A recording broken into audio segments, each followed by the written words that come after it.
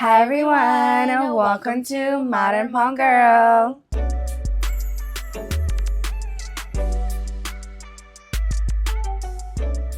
It's your girl Emmie. And it's your girl Lex. Welcome to episode 32, Dating Inside versus Outside the Community.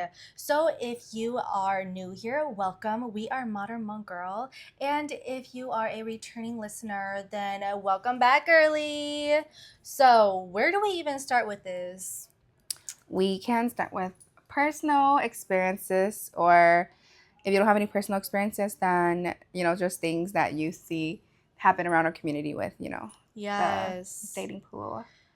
Okay, well, you want to start? I don't really have any personal experiences. Mhm. I have dated outside the community, but I've never told my parents. So but that was when I was younger, like in middle school and stuff. Or high school too. I don't even know. Middle school, high school, no, just middle school. But I don't count them as relationships. I was young, but I never told my parents, so they never knew. But then just whenever I talk to my parents about, oh, what if I like marry or date someone else from like outside of the community? They used to always be like, no, never. But now I think now they're a little more like, oh, if they love you, then that's fine, But I don't know if that's actually like they say it, but you never know, Yeah. But yeah, I don't really have any personal experiences, but I think just things I've observed with our Hmong community, like for example, like Sunisa. Honestly, all those comments I've been seeing on Facebook from Hmong people about Sunisa dating outside of the race, like they got a lot to say. You have so much to say, but what are you in life? I'm just saying, like, second shift is coming up, so go. I think ready. I just think that irks my soul because like people could do what the fuck they want, I don't know why you guys take it so hard on like you have to date your own Hmong people, da da da da. Now that you think you're out there or like so famous, you don't want to date Hmong people. It's just it's just so annoying, but it's exactly why we don't date. It's because you're saying all of these things. It proves it right time and time and again with these people saying it over and over. It like you're literally making your own point once when you say those kind of things, when you comment those things. It's like, bro, you be proving your own point. I mean, would you even want to date yourself if you be saying those things to yourself? Damn. But y'all never think that deep though, it's just exactly IQ level too low. Oops. Yeah, I feel like, but now in general, I think it has gotten a lot better with dating outside of the community. There's a lot more Hmong girls and Hmong men that are dating outside of the community, and it's a lot more a comfortable topic to talk about. Yes, compared to back then. Yeah, I agree 100%. And even with our Hmong men too, they are getting comfortable with just having non-Hmong men or non-Hmong women become like sister-in-laws, brother-in-laws, or uncles, aunties as well too.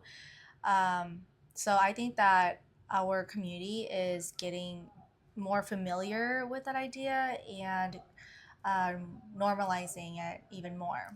I recently saw this video of this Hmong guy that's married to a Miga girl.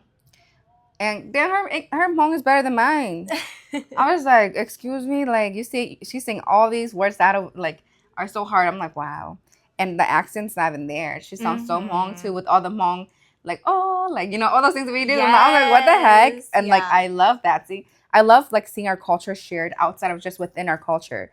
So I think, yeah, I love that everything's getting more open and that's so true. And I actually had a former coworker, and he is Mika, and he is so good in Hmong, and he's married to a Hmong woman too. And at first when I saw him, I was like, oh, he's Mika. And then when he came to talk to me, he talked to me in Hmong, and I was shooketh. I was like, wait, I'm sorry, did I hear you right? Like, is there another Hmong man somewhere, that is actually talking to me and not you because you are white? But yeah, he was even better in Hmong than I was. He's better with, like, he knew how to say fruits, and I didn't even know like what fruit he was talking about. So that's how advanced he was in our language. Yeah. But circling back to personal stories, I do indeed have one, even though I don't count that relationship. Just kidding. Just kidding. To preface it, I grew up in a very traditional and strict household. My father, especially, is very, very strict. He wanted all of us to just, date our own kind, ethnicity, not Asian at all. And I said this in the previous episode as well too. But you always want to respect your parents, and so what I did was I asked my dad because I knew that he was very, very traditional. So I'm like, hey dad, I just want to ask you, like, I have this friend, he's now Hmong, he's white, and I just wanted to ask if I could be friends with him. I started off with that question, like, could I be friends with him? My dad was like, yeah, you could be friends with them. And I was like, cool. What if, I like them? And that's when it was total no. It was a no. But it was too late though, because we had already started dating. And so it's like, damn, like, I don't know, like, I really want my dad's approval too, like any other child would want their parents' approval. So it's like, okay, well, it's too late. I don't know how to make my dad accept this person in my life that I like. So it was really hard for me, but I knew that my dad was just too traditional. He wasn't going to accept because what he will always say to me is, look in the mirror, who do you see? You see that you have black hair, brown eyes, you're Asian, you're Hmong. That's who you're supposed to be. That's who you're supposed to be with as well. And so there was no breaking through with that man. But my mom, she was more accepting, but ideally, she wanted every one of us to have a Hmong partner. And so she'll Mm-hmm. just be like, just do you. But then she would always side with my dad as well. So just, this relationship, it just wasn't going to work, right? And the thing is that it was my first relationship as well.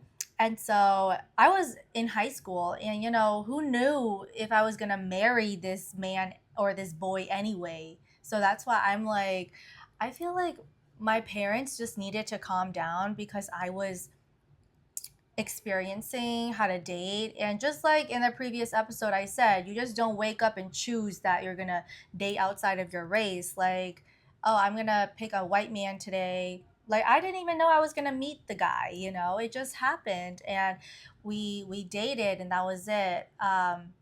But yeah, it was really hard with my parents. I had to sneak around a lot. I had to lie to them. I just had to do what I had to do in that relationship, in that interracial relationship, right? And so it was definitely an experience.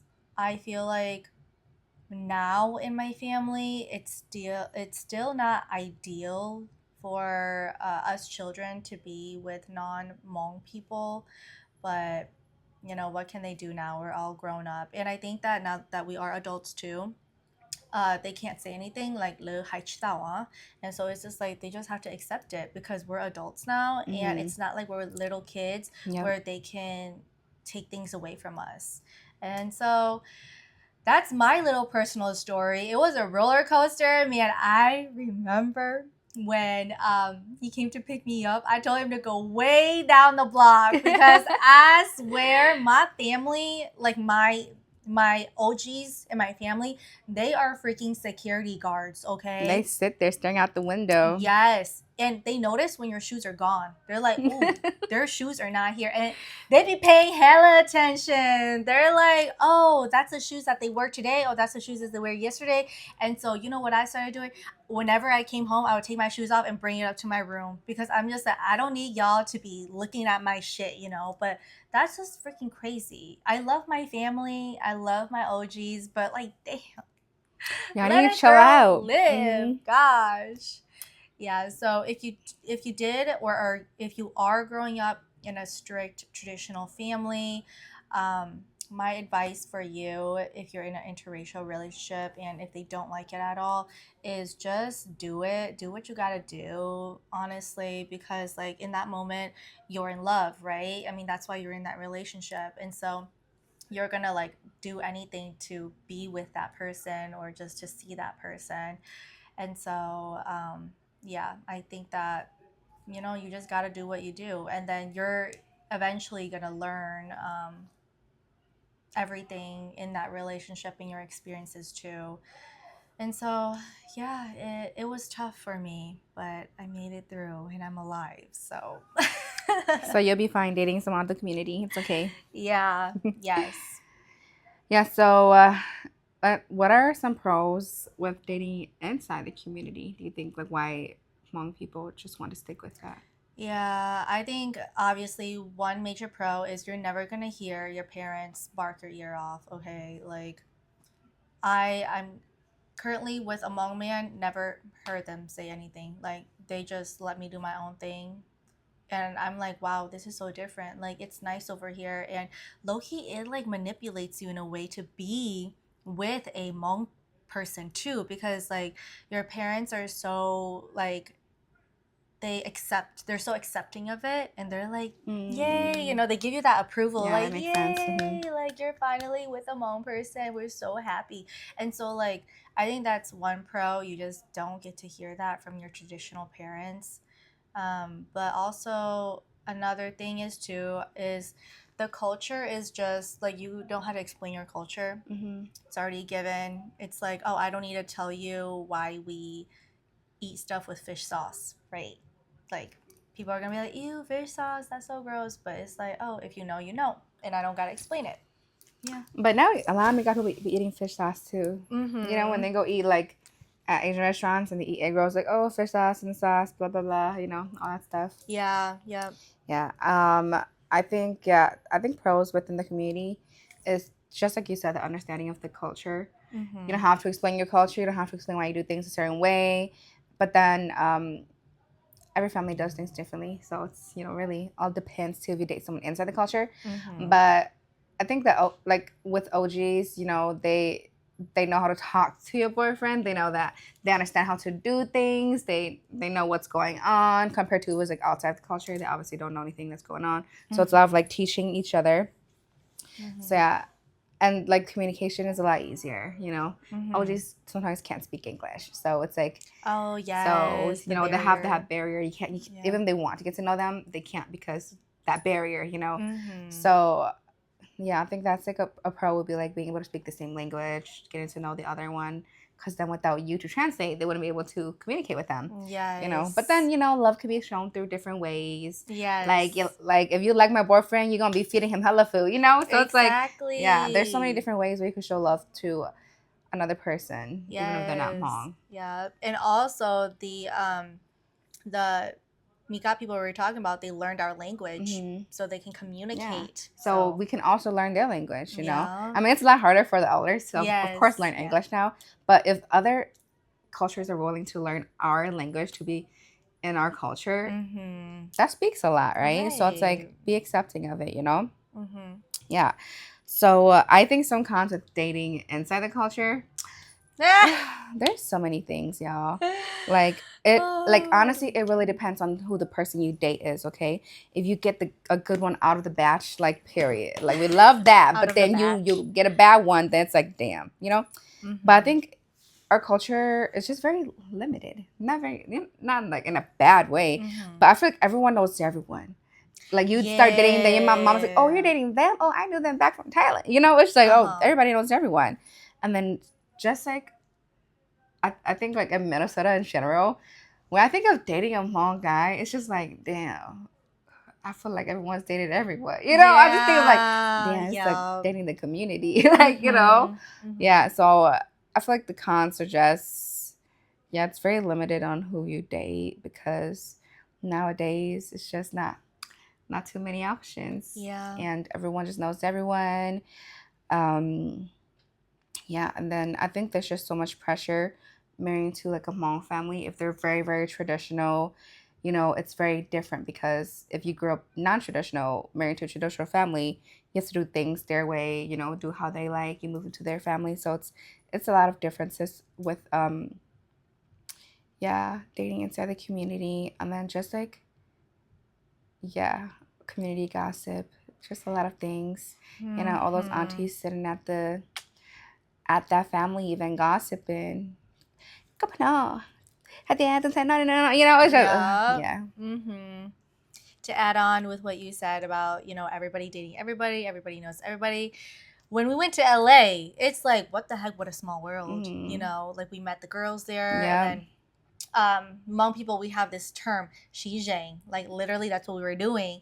And it's just like, damn, no wonder we have that term, because everybody does know everybody. Yeah. And it's like, what the frick? Like, your cousins with them, your friends with them. Oh, you met this, that. Yeah, We all connected. Yeah. And it's like, oh my God, what? You're dating your boyfriend? What? I'm related to him through this and that. Oh my gosh, you're my cousin too then. And it's like, wow. Yeah, everyone knows everyone. Yeah, I'm like, damn, I cannot date anyone. We probably got to go to France. Yeah. Alaska, bro. But bro, we go over there too. It's gonna be the same thing. Yeah. Oh my gosh. Yeah. I just think it's the really like just finding the right one. You know? Yes, Yeah. agreed. I think that I know that there are some very low-key successful Hmong people, Yeah. okay? They real quiet. Those are the people that are not really involved in the community, and they intend to stay that way because they're just like no offense, but sometimes in one community it can be disturbing our peace, like too much sometimes. Yeah, and so I feel like they're just like, oh, let me just, for their own sake. Their own sake, their own peace, Yeah, and that's why I do know there are some Hmong people like that. They're just they probably just also like watching everything too, yes, like for real. Yeah. Yeah, I think another quan in dating inside the community is, I just had it on top of my head, but the hair. No, because you had it on top of your head. I was I think another quan. Oh, right, duh, that song. Dao Mong Ju, like a green Hmong, white Hmong. I never knew that was a thing. Okay, Yeah. I never knew that was a thing where like Hmong Juas don't really like Hmong does because they can't understand. And when that song came out, like I love the song, but I was like, what a silly song, because like what do you mean? Like they don't like each other. I'm so ignorant right now. I didn't even know. And so I was literally this years old when I found out that the two language dialects, they are not super accepting of each other. And so I was like, oh, that is so interesting. And my auntie, she was telling me about it too. She was like, yeah, actually, like my husband's side of the family, his mom is Hmong Jua, but then her husband is Hmong Do. I believe that's how it goes. But then she married into the Hmong Do, but then her family didn't like that because she's Hmong Green, and so but then Hmong Green, they understand Hmong Ju or Hmong Do better. They say I've heard them say that Hmong Jua or Hmong language is like the original Hmong language. Oh, that's what I've heard from before, like war or before things happened. But because of like the war, they changed up the dialect so that they couldn't detect Hmong like the Hmong people. Oh, because sometimes we listen to Hmong Jua Halubio. Yeah. Sometimes we don't understand it because it sounds so different, right? Yeah. But then when they hear us, they understand us. You know, like isn't that so weird? Yes. Yeah, but that's just what I've heard. Mm-hmm. But I don't know if that's true. Yeah. But yeah, I've heard that the Hmong Jua Hmong language is like the original like dialect of Hmong language. That is very interesting. But I don't know either. Y'all educate us on this because that's only what I've heard. I don't know. Yeah. Right. Yeah, but I do say some Hmong Jua sometimes, and I don't even know. I can't even like produce the word right now, but sometimes I do be saying Hmong Jua. I don't even know it. Yeah. You do? Mm-hmm. Like, but then it's like those very simple words though. How do you say like the pa in Hmong Jua? Pa. Yeah. Blanket. I don't Poo. She said know. poo, bro. Daikyo. Yeah, Oh, daikyo. Daikyo. Yeah. Oh, okay. You never listen to their song? Daipa Pehu Oh, Daikyo. yes, I remember, Oh but I don't yeah. remember Oh the okay. lyrics. Yeah. Yeah. Oh, that is very interesting. But yeah, I think that is one to that is a con that I just recently heard of or know of. So that's very interesting. Yeah. But I think like now too, it's more they're more accepting of Yes. it now. My Yeah. sister's married to like, Yep. look on them, their Oh, home right. thing. Yes. Yep. Home. So can you guys tell us what the difference with Mole and Monjua is? Yeah. Please let I us think someone told know. me, but I forgot. I think my sister told me, but I forgot. Yeah. But yeah. I don't know. We just know that we are one. That's it. Hmong people. We're just all That's it. Hmong. Yeah. Yeah.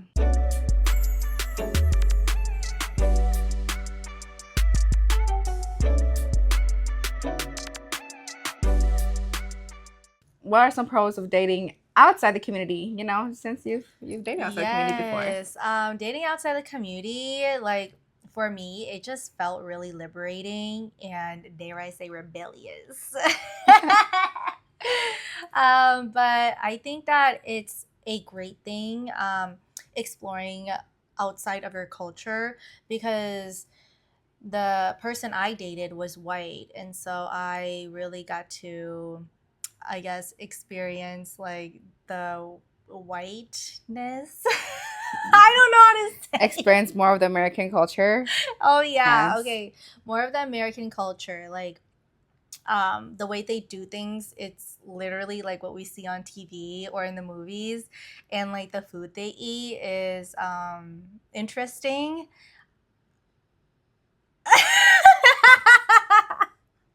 I don't know. She likes burgers and hot dogs still. Not interesting, okay? It's just. Okay. Pros. Yeah. It You get was new perspectives, from them because when you date inside the community, it's always the same perspective. But then dating outside the community, they have a new perspective that they're bringing into the community. So it's like, yes. I guess that's like a pro. What Emmy said. Yes. Yeah. And you get to do a lot of new different things. I feel like, you know, every guy is different. You could date a Hmong guy that does all the cutesy things, right? But that's a lot of times, or a lot of the experience that I've had. I mean, maybe I was dated around people. They don't do a lot of like the more than bare minimum, But when you date outside of like our culture, I feel like they're more aware of like bare minimum and this and that.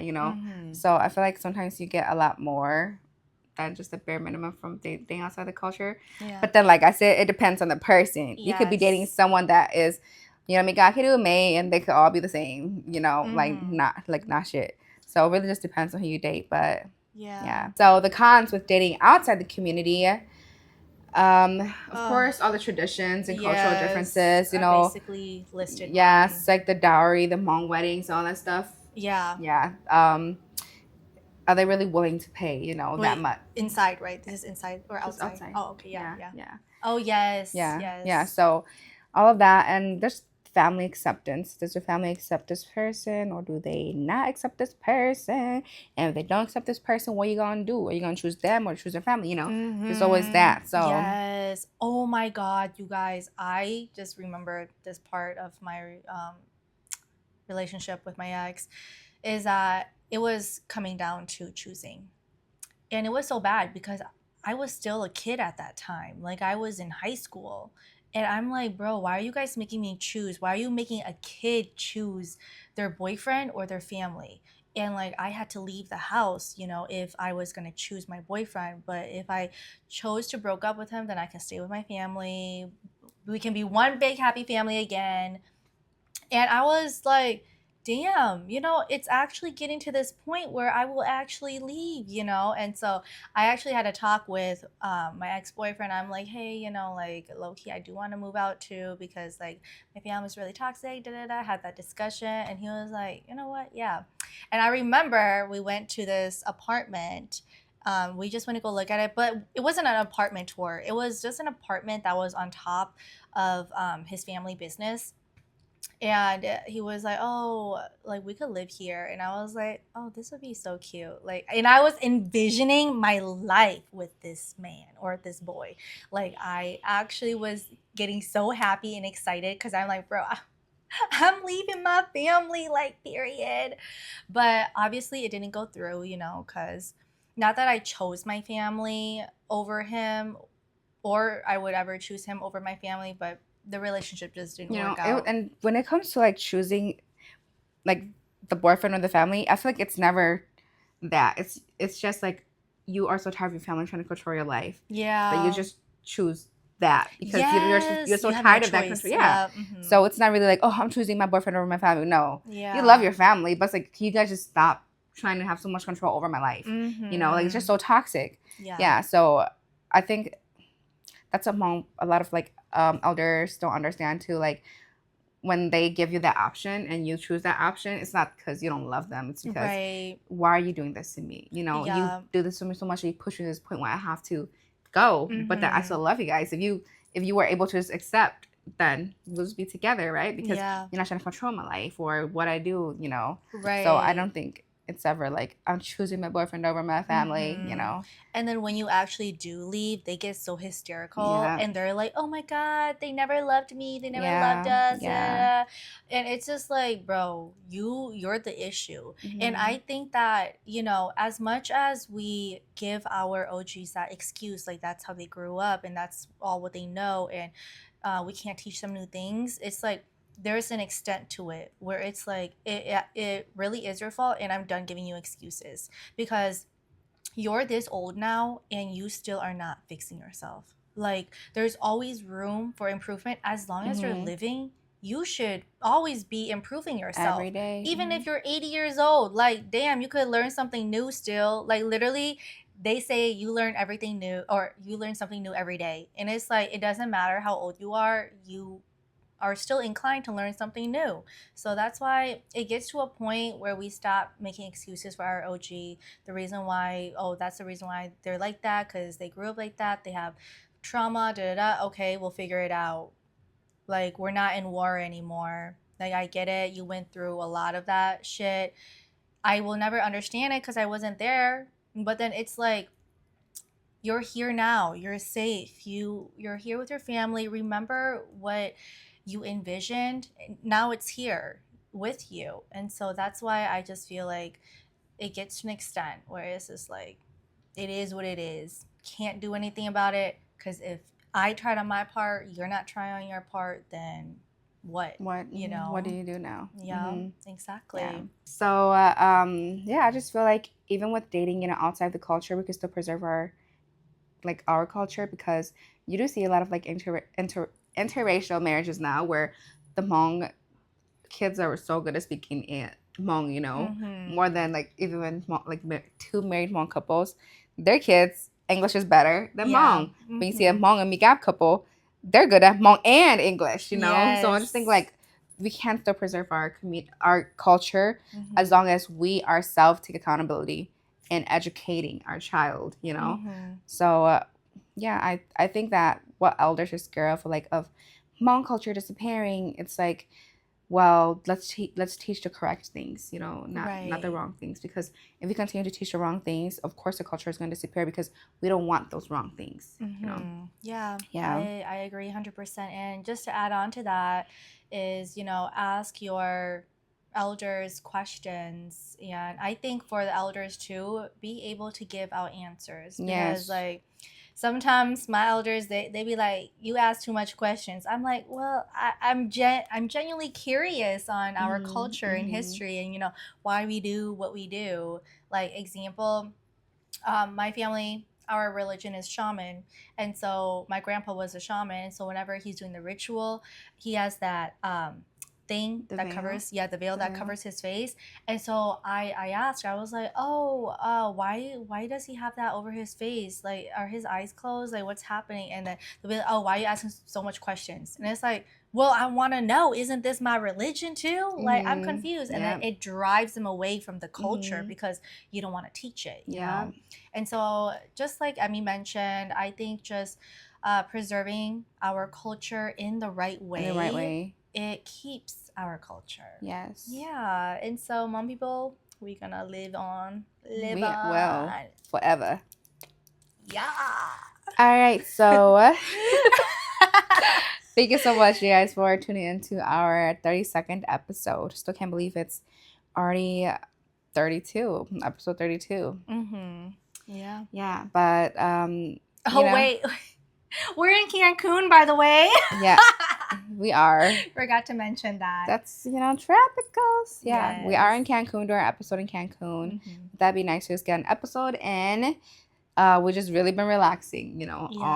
all week. So we're like, we need to get an episode in, and we're like, let's do content 1 hour a day for MHG, and we haven't been, but it's okay because we've been working really hard on elevating MHG this past month. So Yes. super excited for y'all to see, all the new things coming. Mm-hmm. But yeah, thank you so much, excited. everyone, for tuning in.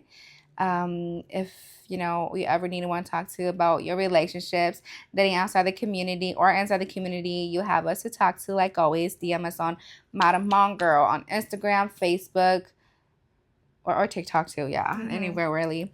But yeah, thank you so much for tuning in. Don't forget to check us out on Facebook, Instagram, YouTube, Spotify, and TikTok at Madam Hmong Girl. All right, and comment something below if you have been in an interracial relationship or not, so we can see like what's going on there. Yes. And if you are listening on Spotify, please rate our show. If you're on YouTube, like, subscribe, and share. Yes, and we shall See you soon, girlies.